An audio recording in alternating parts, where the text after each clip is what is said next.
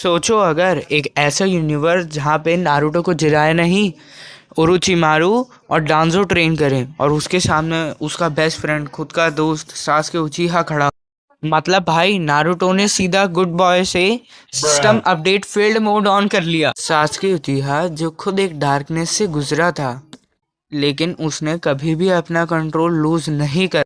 जब उसे पता चला कि नारुतो डार्क साइड पे चला गया है तो उसने डिसाइड करा कि वो कुछ भी करके अपने बेस्ट फ्रेंड नारुतो को बचा के ही रहेगा।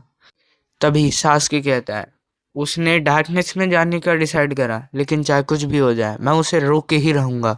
जब नारुतो डांजो और ओरोचिमारू के साथ ट्रेन कर रहा था, तब सास्के भी अपने लिमिट्स को तोड़ रहा था। दो भाई दोनों तबाही। मतलब भाई नारुतो को बचपन में लोगों ने इतना इग्नोर करा कि अब वाईफाई भी उससे कनेक्ट होने से मना कर देता था।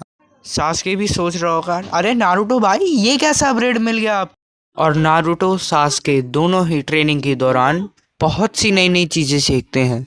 एक तरफ नारुतो जहाँ पे ओरोचिमारू और डांजो से सारी की सारी चीज़ें सीख रहा था, जैसे कि sage mode, snake sage mode वगैरह वगैरह।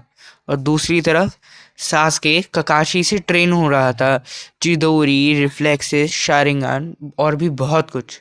और अगर तुम यहाँ तक आ गए हो तो प्लीज़ सब्सक्राइब भी कर ही देना। नारुतो के पास पावर तो था, लेकिन गाइडेंस नहीं था। और पावर जब उन जैसे गलत लोगों के हाथ में लग जाए तो समझ ही जाओ पूरे विलेज का क्या बंटा ढार होगा।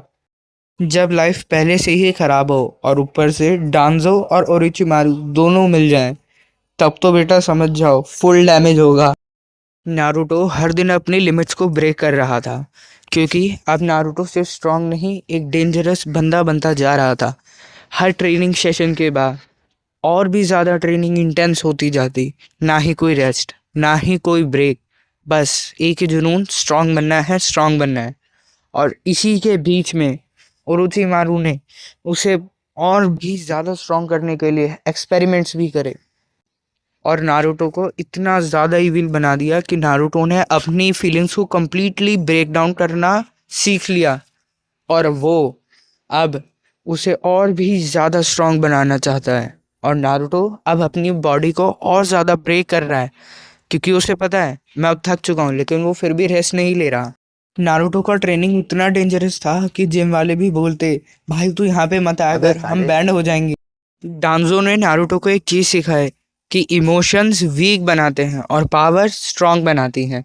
लेकिन फिर उसके बाद नारुतो ने धीरे धीरे अपने अंदर की फीलिंग्स को इग्नोर करना स्टार्ट कर दिया और ओरोचिमारू ने उसे कई सारे ऐसे फॉरबिडन निंजुत्सु सिखाए जो किसी नॉर्मल निंजा को यूज़ करना अलाउ भी नहीं था, क्योंकि वो बहुत ही ज़्यादा रिस्की होते हैं और उनके अंदर बहुत ही ज़्यादा large amount of chakra require होता है।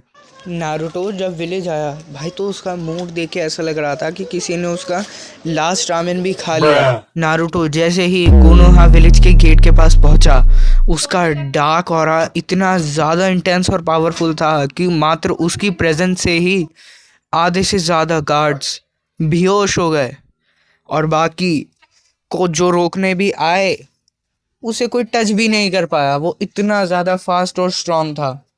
उसके एक एक थप्पड़ों में एस रैंक जोनिन गिरते जा रहे थे और उसने फिर बिना किसी वार्निंग के अटैक स्टार्ट भी कर दिया। उसके सामने कोई टिक ही नहीं पा रहा था, ना ही सुनाडे, जिराया, ककाशी, कोई भी नहीं। कोई भी उसे पहचान ही नहीं पा रहा था कि ये नारुतो है, क्योंकि अब उसकी आंखों में पहली जैसी कोई मासूमियत ही नहीं थी। वो अब बस हेट्रेड और गुस्सा था और रिवेंज। और फिर सास्के की एंट्री हुई। भाई ऐसे आया जैसे कि मूवी में लास्ट में हीरो आता है। फाइनली नारुतो और सास्के एक दूसरे के सामने आते हैं। नारुतो बोलता है, अब मैं वो नहीं हूँ जिसे तुम जानते थे। सास्के एकदम कामली रिप्लाई करता है, हाँ मुझे पता है, इसलिए मैं यहाँ पर हूँ। और अगले ही पल नारुतो और सास्के ने दोनों ने मिलकर फाइट स्टार्ट कर दी। उनके पहले अटैक्स क्लैश होते हैं और उसी के साथ आधे से ज़्यादा बैटलफील्ड डिस्ट्रॉय हो जाती। और जो बैटलफील्ड नॉर्मल अभी ग्राउंड था, अब वो एकदम से ही पूरा का पूरा वॉर जोन में तब्दील हो चुका था। नारुतो के अटैक्स बहुत ज़्यादा पावरफुल थे, अनस्टॉपेबल थे। और लेकिन सास्के भी हार मानने वाला नहीं था, वो भी फुल ट्राई कर रहा था। सास्के अंदर से जानता था कि ये वो नारुतो नहीं है जो कभी उसका दोस्त हुआ करता था, क्योंकि लेकिन अभी भी सास्के उसे मारना नहीं चाहता था। लेकिन नारुतो सास्के को सिर्फ एक अपना ऑब्स्टिकल निंजा समझ रहा था। अगर ये फाइट पूरी की पूरी फुल पावर पे चली, या तो ये दुनिया ख़त्म हो जाएगी या फिर ये वॉर ख़त्म हो जाएगी। और हाँ गाइज, अगर आपको ये वीडियो अच्छी लगी हो तो मैं इसका पार्ट 2 भी बना, और लाइक और सब्सक्राइब का भी बटन दबा देना सुनाडे के 106 की तरह।